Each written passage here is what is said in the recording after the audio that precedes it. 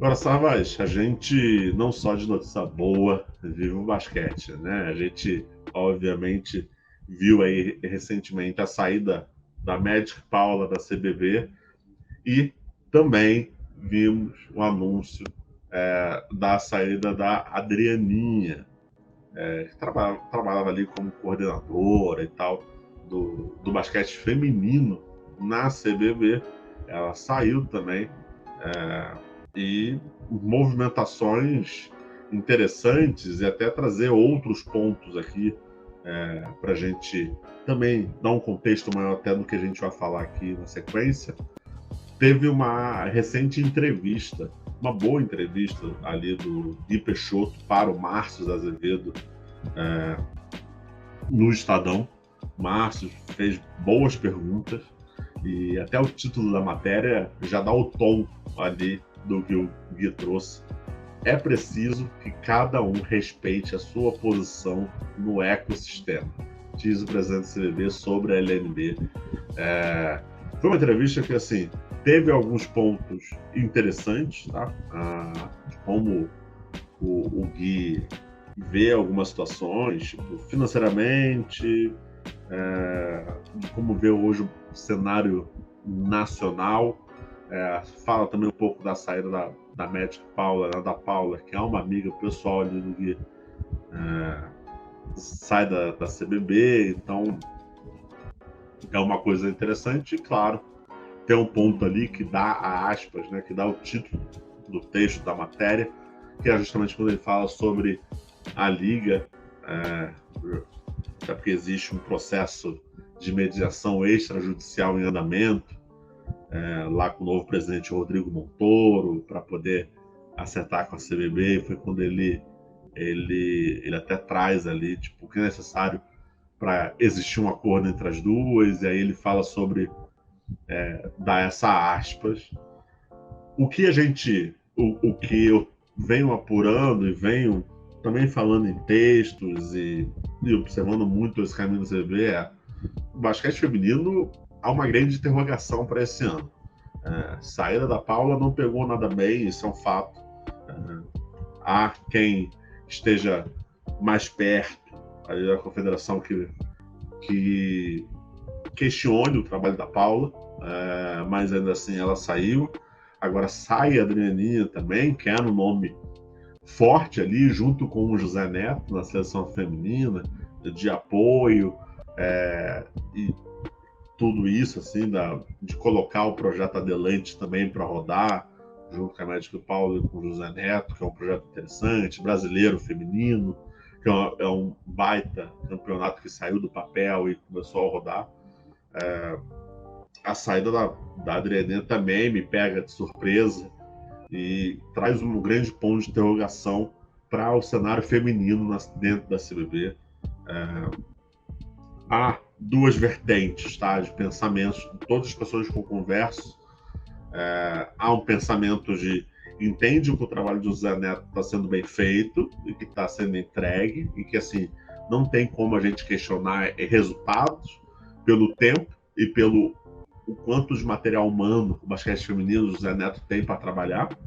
E há uma outra vertente que observa que, cara, espera-se muito mais do trabalho que está sendo feito, e muitas coisas não estavam saindo do jeito que queriam, e aí há uma comparação interna. Eu trouxe isso em texto, principalmente quando a Paula saiu, que é uma comparação ali entre masculino e feminino. Mas Diego Gelelati está mais presente, ele faz e tal. Então, assim, há esse papo. São essas duas vertentes, tá? Não estou aqui trazendo qual está correto, qual que não está correto, é o que eu estou escutando dos dois lados. Mas um ponto que me chama atenção, falando especificamente do basquete feminino, é o quanto as pessoas ficam caladas quando isso acontece. Quanto o cenário feminino fica calado quando isso acontece. E por que eu estou falando isso? Porque todo o movimento que aconteceu antes do basquete feminino, e há uma cobrança, vamos dizer assim, das pessoas que cobrem, que falam sobre basquete feminino, até de jogadoras e também de dirigentes, o basquete feminino está sendo deixado de lado pela confederação. Essa aspas você vai encontrar em diversos posts, em diversos... Não é de hoje, tá? Não é nova, já acontecia há anos. Então, assim, já tinha uma certa indignação de como estava sendo tratado. Mas o que me chama a atenção sai a Magic Paula, que é a vice-presidente que estava lidando no basquete feminino. Cara, pouquíssimas pessoas falaram sobre o assunto. Pouquíssimas. E entraram no detalhe, por exemplo, de falar sobre o assunto, de entender o que aconteceu, por que saiu. Não teve esse questionamento. Teve algumas matérias, tá? Você olha ali, não dá, você não consegue preencher uma mão a quantidade de matérias. Agora, sai a Adrianinha também e o silêncio continua da mesma forma. Eu não vejo, eu não falo nem de indignação. Não acho que as pessoas têm que se indignar, não. Mas eu não vejo nenhum tipo de questionamento. Tipo assim, putz, por que ela saiu? Saiu porque talvez não esteja entregando ao tipo. Entregando resultados, entregando projetos e tal. Ninguém se questiona. E ninguém se questiona, tipo assim, quem vai entrar no lugar? Pô, saiu a Paula, quem vai entrar no lugar? Acabou. Teve uma nota no site em que o Gui falou que meio que assume momentaneamente, mas assim, faz sentido assumir? Será que não faz sentido procurar alguém com renome e que entenda do assunto? Sai a Adriana também e assim, e ninguém fala nada. No cenário feminino, ninguém fala nada. Então, assim, isso me chama a atenção, porque quando a gente for falar sobre basquete feminino, aí eu fico me pensando hoje. A pessoa que for questionar, tipo, putz, o basquete feminino está sendo abandonado e tal, mas, pô, cadê você que não questionou porque a Paula saiu? Cadê você porque você não questionou quem vai entrar no lugar da Paula? Cadê você que não está questionando a confederação, não está questionando quem está lá dentro, de quem vai entrar, quais são os próximos passos, qual é a ideia da confederação, qual o caminho que ela quer seguir, como ela está enxergando, como ela está observando os trabalhos? Ninguém questiona. Ninguém questiona. E assim, eu entendo, eu sei que eu estou me prolongando muito, eu vou deixar você falar, Sarvas, mas assim, eu entendo que a gente hoje no Brasil, em 2023, existe uma cultura, infelizmente, das pessoas, de uma forma geral, que cobrem basquete, que dizem acompanhar o basquete de perto, de não fazer perguntas polêmicas, ou não cutucar na ferida, porque não querem criar inimizades, tá? Seja para a CBB, seja para as federações, seja para o NBB. Ninguém quer. Hoje, a imprensa, de uma forma geral, e sim, eu estou me colocando nesse balaio, tá? De uma forma geral, a imprensa ela é cada vez mais parcial. Ela é cada vez mais... Cara, ninguém questiona, ninguém fala nada. E isso me chama a atenção. Porque talvez aqui eu e Sara somos um dos poucos que falam sobre o assunto, que questionam sobre o assunto, que faz perguntas sobre o assunto. E a gente não vê o restante ninguém falar nada. Ninguém fazer nada. É todo mundo, sabe o que me parece? É todo mundo como se fosse um palhaço do circo batendo palma. Batendo palma. Batendo palma para tudo que está acontecendo. Gente, assim, por que saiu a Paula? Por que saiu a Paula? Por que saiu a Adrianinha? Cara, é efeito cascada? Então o próximo a sair vai ser o José Neto? Porque é isso. Não tem como eu pensar outra coisa. E por que está acontecendo isso? Porque a Paula não mora em São Paulo, no Rio de Janeiro? Porque a Adrianinha mora na França e não consegue vir nos jogos? Mas por quê? Qual é o problema? Beleza, e qual é o pensamento? Para onde a gente vai? Qual é a nossa visão? Qual é a nossa visão? Porque o basquete masculino, vamos ser honestos, tipo, teve resultados bons na base, e fantástico. Que bom. Uma certa obrigação também. Pelo apoio, pela estrutura que hoje o basquete masculino tem no Brasil. Em comparação ao feminino, muito mais, um apoio muito maior. Obrigação. Obrigação. O Brasil tá brigando por uma Copa do Mundo, é obrigação. Eu ainda não engoli a gente perder para o México em Jaraguá do Sul. Pô. Eu sei que para uma galera passou desapercebido, morreu. Eu não engoli ainda. Vencer é a obrigação, a nossa obrigação.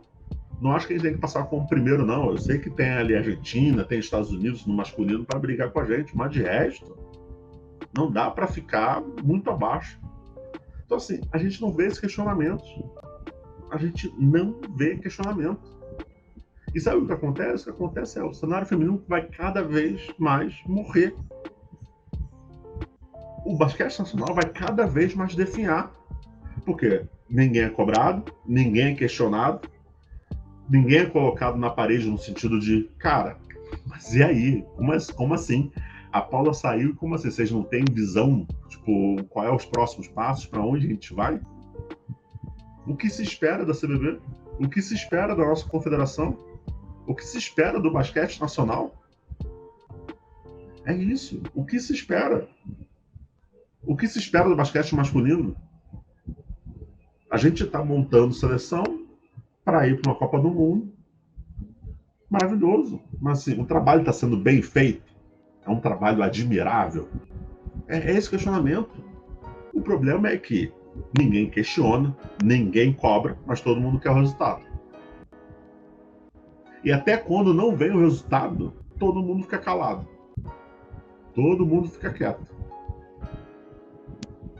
Quando perdeu para o México, em Jaraguá do Sul, eu lembro, poucas pessoas falaram sobre o assunto. Poucas pessoas trataram como uma vergonha. Quiçá, nenhuma tratou como uma vergonha. Porque foi vergonhoso. Perder para o México foi vergonhoso. Então, assim, hoje a gente vê o cenário nacional definhando. E, cara, a gente tá ficando velho, a gente vai morrer, isso que vai acabar, a vida que segue. O problema é que a modalidade vai cada vez mais definhar, porque ninguém cobra, ninguém espera o melhor, ninguém espera crescimento. A gente não tem visão de crescimento nenhuma, a gente não tem visão estratégica nenhuma, de nenhum dos lados. Tanto oposição e tanto posição da CBB, tá? Porque ninguém ali é santo. Então, assim, a gente não vê. A gente não vê. E hoje a gente está vendo o cenário feminino cada vez mais quieto, cada vez mais calado.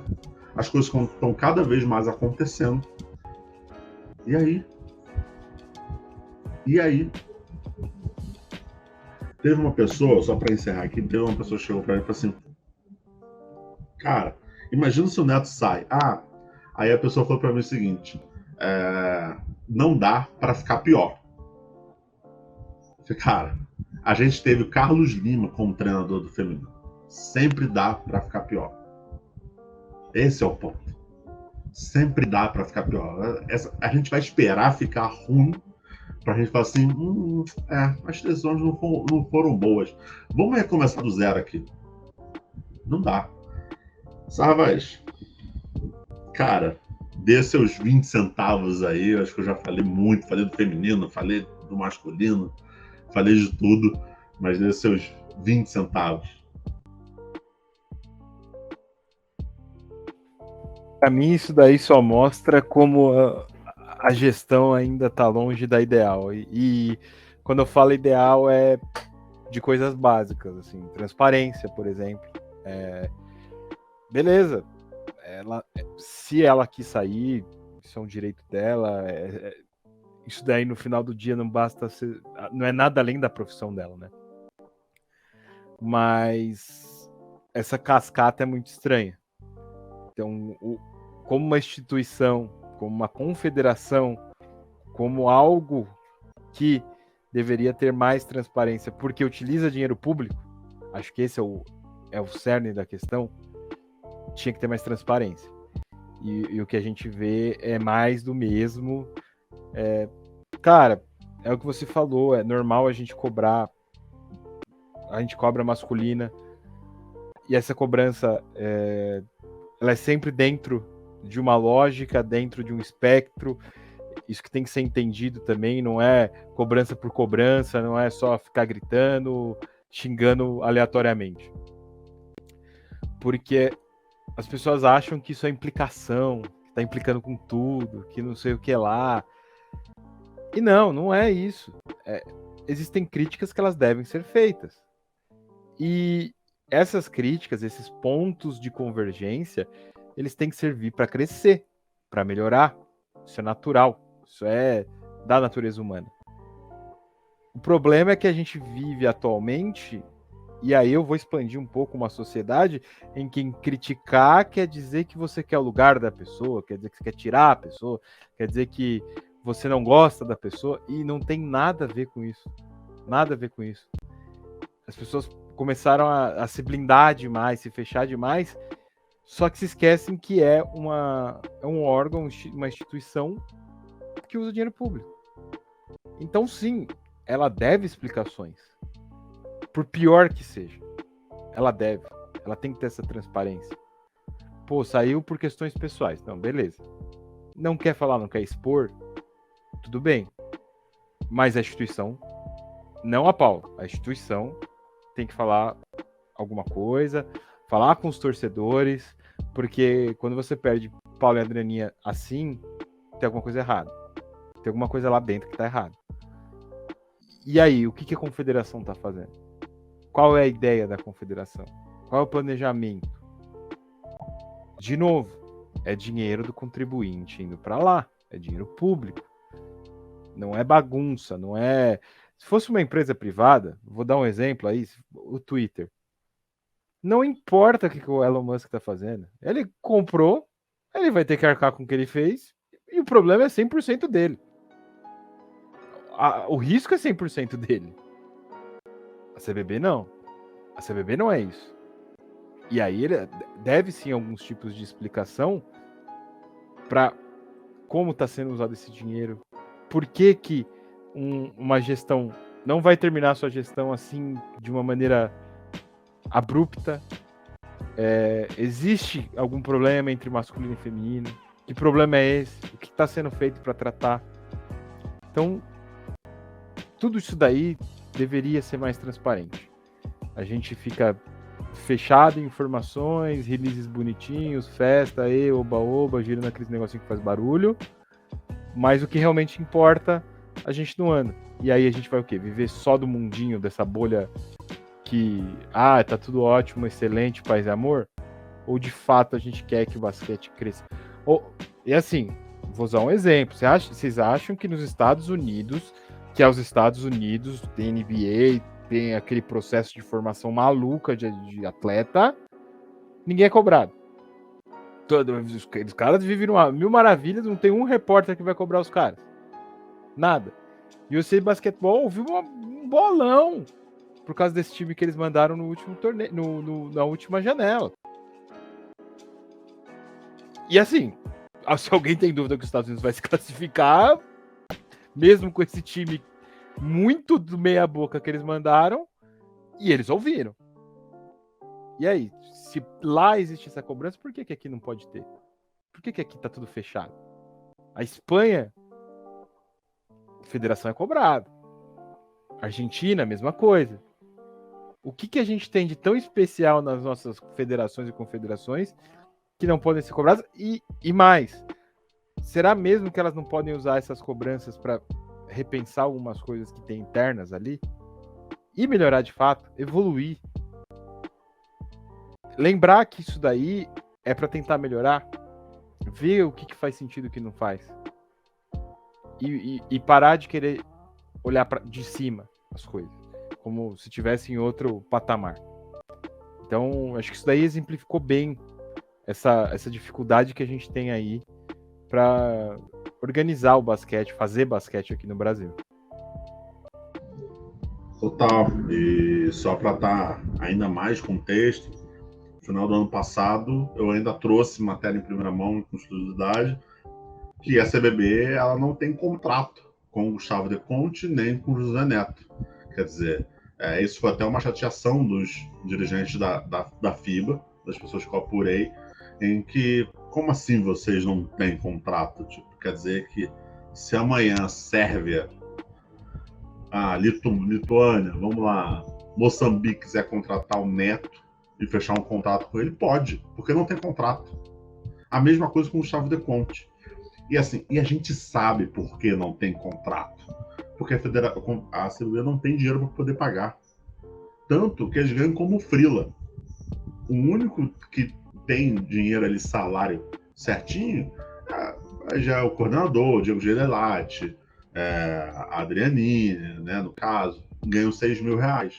Que também é outro tabu, né? No Brasil, é uma coisa que não se pode falar. No basquete brasileiro, não se pode falar de salário. Meu Deus do céu. Falar de salário, você. Nego infarta aí. Nos Estados Unidos, você trata-se com normalidade salário, em qualquer outro lugar, mas no Brasil, meu Deus do céu, você não pode falar quanto a gente está pagando no fundo de tal. Mas os salários estão abertos, né? Essa é uma parte da transparência que a CBB tem também no site dela, isso eu trouxe também no texto. Quer dizer, a gente não tem contrato porque é o jeitinho, infelizmente, brasileiro de conseguir ter o treinador aqui. E por isso o Gustavo De Conte trabalha em outra equipe, e não só para a seleção brasileira.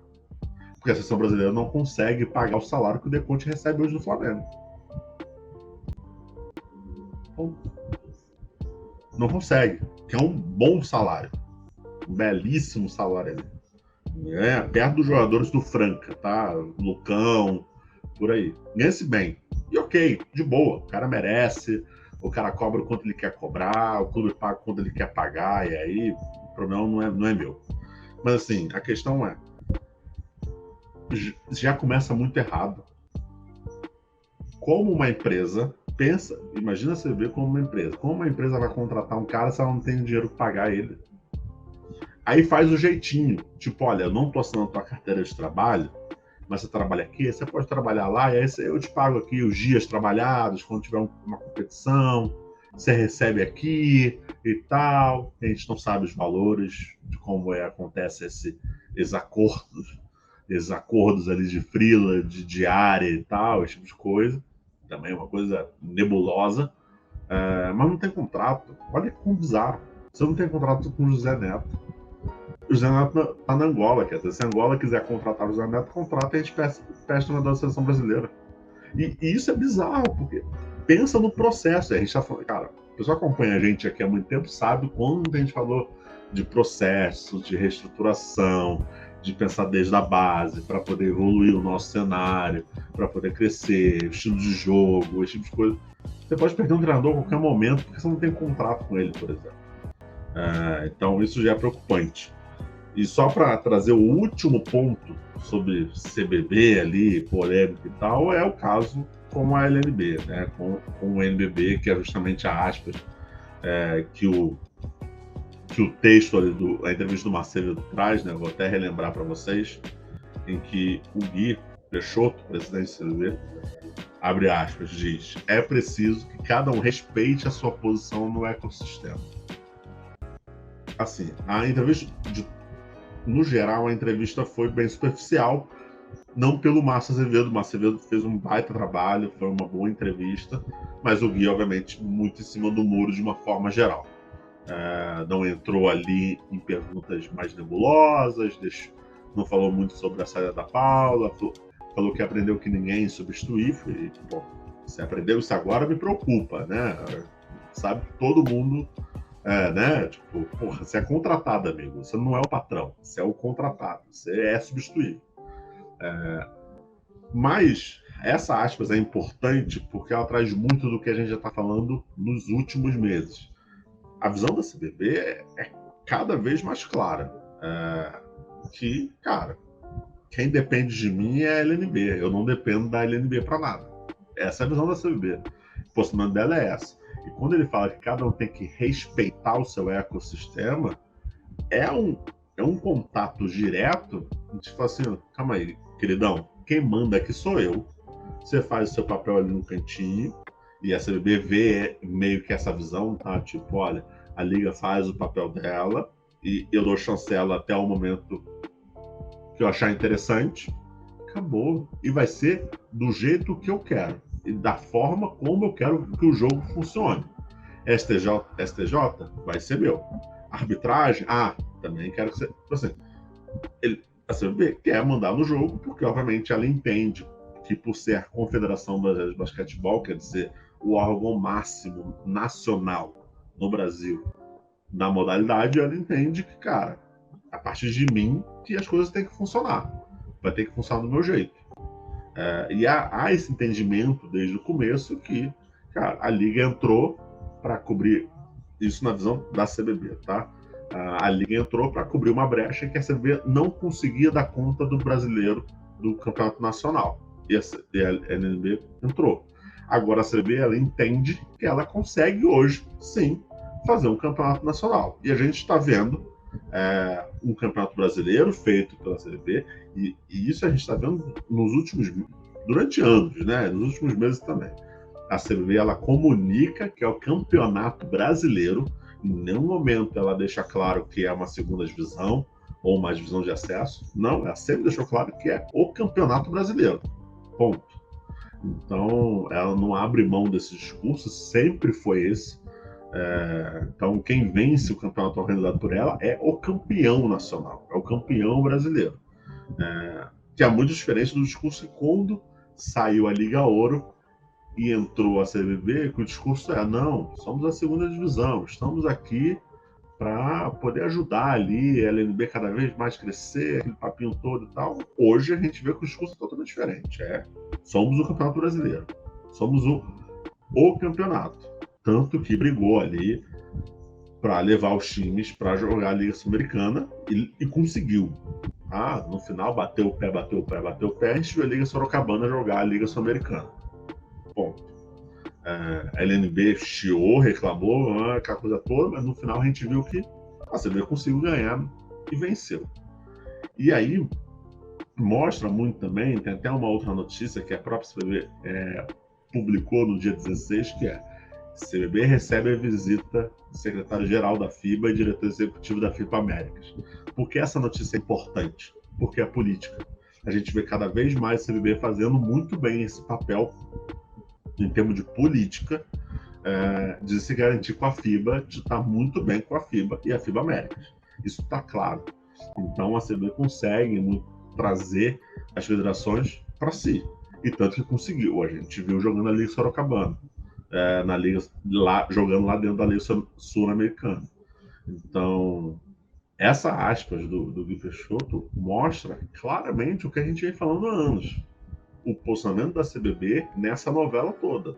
Nessa novela o relógio, o cronômetro, tá com a LNB.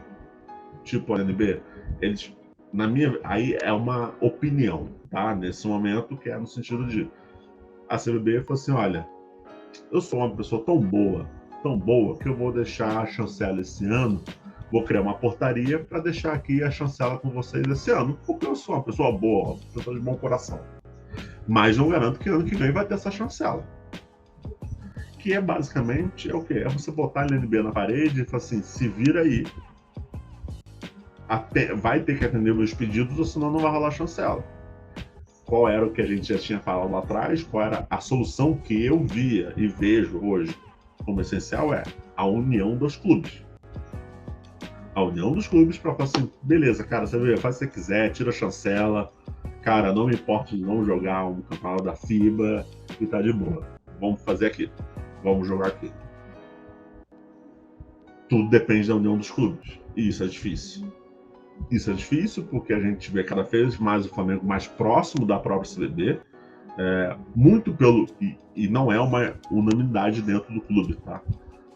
Pelas pessoas que eu ouço, o Delano tinha uma outra visão, acha que tem que estar... Até porque o Delano também trabalhou na Liga ali, tinha que estar mais perto da Liga, mas o Kroll, por exemplo, é o grande amante da CBB, e facilitaria muito a saída para a CBB, por exemplo. Então, assim, essa falta de união dos clubes é uma coisa que dificulta muito os próximos passos, né?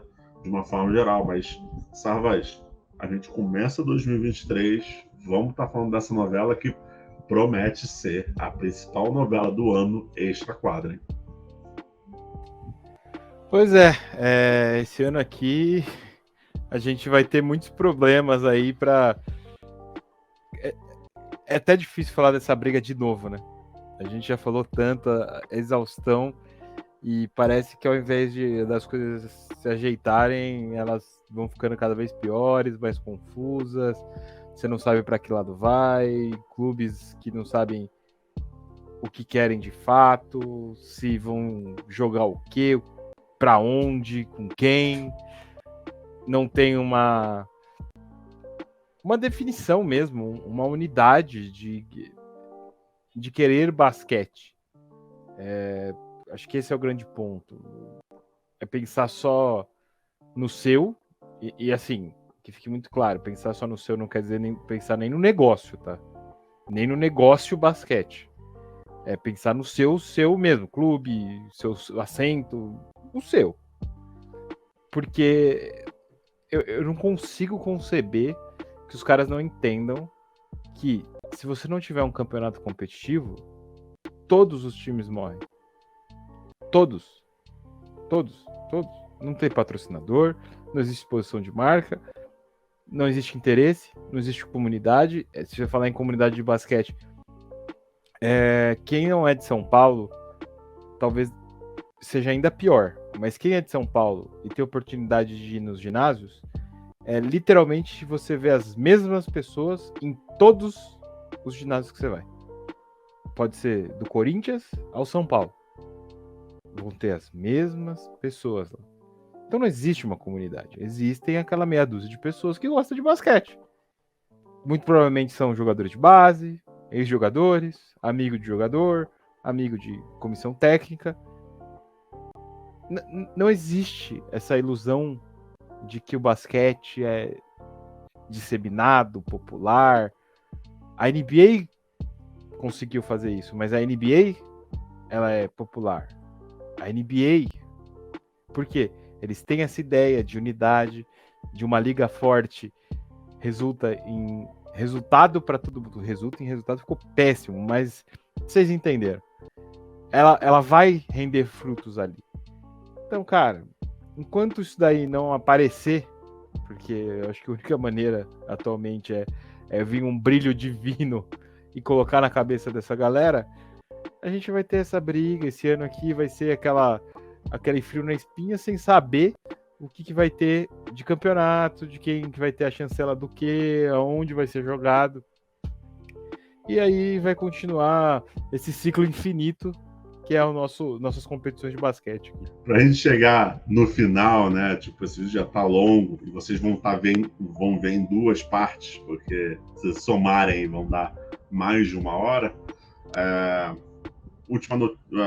Penúltima notícia aqui é que já começaram as vendas dos ingressos para Brasil, Porto Rico e Brasil e Estados Unidos, lá no Santa Cruz do Sul, no dia 23 e 26 de fevereiro.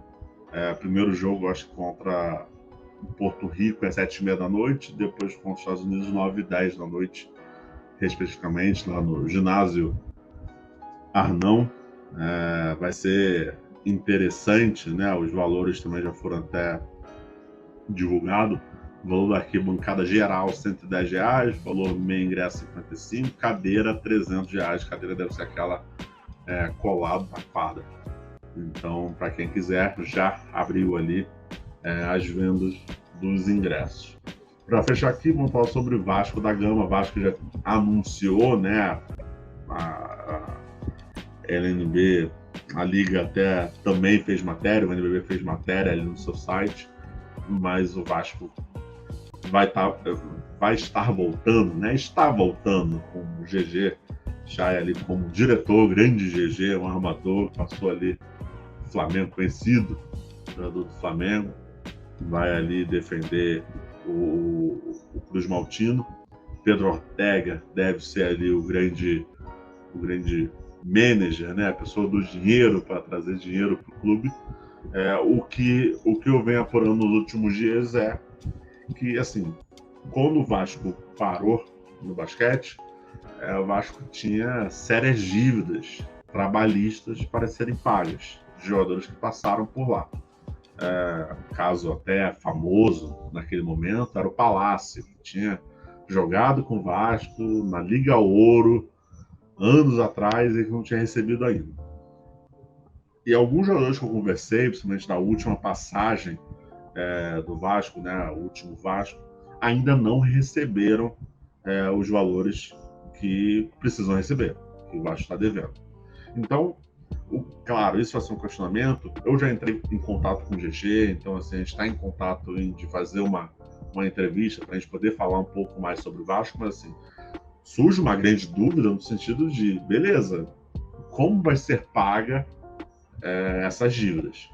O Vasco hoje é SAF, né? Mas hoje que a gente vê, a SAF ela comanda basicamente o futebol. A associação, que seria o Vasco Clube ali, né, de uma forma geral, como a gente conhece, como os torcedores conhecem, ele vai lidar com outras modalidades, inclusive o basquete. Então, quem vai pagar essa dívida? O Ortega vai pagar? O clube vai pagar? Porque, pelo que eu entendo, e até você também com o jornalista Daniel Moraes, do Papo na Colina, que cobre muito vasta gama, é que a SAF ela não deve se meter, a tendência é não se meter tipo, em outras modalidades. Ela vai focar ali no futebol, em todo o trabalho que tem que ser feito, o que foi acordado. A questão é, você tem jogadores que, cara, já jogaram pelo Vasco, que estão aí ou se aposentaram ou ainda estão jogando em clubes do Campeonato Brasileiro ou reservado pela CBB, que não receberam o salário, não receberam os valores devidos. Então, assim, surgem essas dúvidas e que vão precisar ser resolvidos. Por quê? Porque, obviamente, com o Vasco voltando, a tendência é, claro, cada vez mais os jogadores que não receberam fortalecer a cobrança dos seus advogados junto ao clube para poder receber. Ué, como assim você está investindo na modalidade se você não me pagou, por exemplo? Esse é um questionamento real. Então, vou estar de olho. A gente vai estar apurando o máximo possível para poder trazer a situação. A gente espera que o Vasco, obviamente, volte na sua grandeza, na sua existência mesmo, de uma forma correta. E só para encerrar aqui, dando o último pitaco, o Mogi anunciou ali que está voltando, e muito provavelmente deve estar voltando para o cenário nacional. O Mogi que parou ali, saiu do cenário do NBB para poder cuidar da sua saúde financeira, das suas dívidas ali, e até tinha feito nota na época sobre. A tendência é que esteja voltando, e aí é palpite, não é apuração, puramente palpite. Podemos ver o Mogi voltando. Eu hoje acho que pode ser para uma CBB, por causa do lado financeiro. Eu não sei se o Mogi já teria condição ou caixa suficiente para jogar o NBB. Se voltar para o NBB, seria o melhor dos mundos, né? A gente espera que o Mogi volte mesmo para um lugar que nunca deveria ter saído. Mas pensando no lado financeiro, puramente, talvez a gente vai ter o Mogi voltando para jogar o campeonato da CBB ali, que vai ter Vitória, que já anunciou ali alguns clubes. Também é interessante a gente acompanhar. Sarvaz, muito obrigado, meu jovem. Valeu, Felipão, muito obrigado você e a todo mundo que curtiu. Qualquer coisa pode deixar aí no comentário, qualquer dica também que a gente possa falar de tema, que não concorda, que concorda. Importante a gente gerar esse debate aí. Valeu, Felipão. Boa. É isso, pessoal. Agradeço a todo mundo que acompanhou a gente até nesses 2 vídeos até o final. E a gente se vê na próxima vez. Um abraço.